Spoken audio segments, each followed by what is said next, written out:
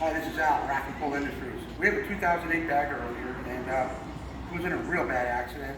And you know, this is one of the things about doing collision repair is I love doing frame repair, I really do, but I hate to hear the horror stories. And I talk to these people that come in, and they're seriously hurt. Some of them are almost lifelong injuries where they're going to be in pain for a very long time, and they got screws and all kind of stuff in them. I just hate hearing about that. But this gentleman took it pretty hard, man. He got a real hard hit on this, and we're going to fix it up for him. But if you could tell when it got hit that it got the backbone, and the backbone on this is pretty bad. In fact, the whole front of the bike is pretty bad. The front end got hit so hard that it shows that the alignment, the rear drivetrain alignment is off, and it's off by about almost 1/4 of an inch. Now, when a bike gets hit, 90% of the time it's a front end hit. And there's the initial impact, which is that's the main impact right there. But there's also secondary damage, and that would be the inertia from the rear of the bike going forward. If you're traveling at about 40, 50, 60 miles an hour, and all of a sudden you get hit, well, this wheel is on a pavement giving you traction, and when the front stops automatically, it keeps going. So we need to check and make sure that his swing arm and his pivot shaft and all that is good. Because like I said, that secondary inertia could cause damage. Now this bike got hit real hard. In fact, if you take a look at the down tubes, you can see right here, both down tubes are back. This one's probably worse than the other. But it got hit so hard that it shoved the motor over. The motor is shoved over with the whole frame assembly, and that's one of the reasons the drivetrain is off in the rear, because the whole motor is shoved over.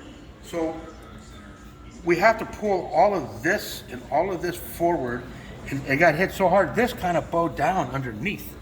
So we have to pull to make sure that goes up, and the motor comes forward and brings it back where it should be, because it's pushed over.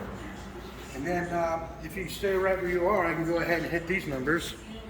And you can see just how far off. You see where we are here. So we're a little more than 5/8 of an inch off of where it should be. And the upper target, way up on top, that's over 1/2 of an inch off. You can't even see where the dot is right there. That's how far off that is. It's over 1/2 of an inch off. So there's quite a bit of damage on this, and but it's not scary. It's not something that would intimidate us, because we do so much frame repair that we know exactly what's wrong and how to repair it, and it comes out perfect and it stays perfect. When you're doing frame repair and you're trained and certified, you can guarantee your framework as long as you're on that motorcycle.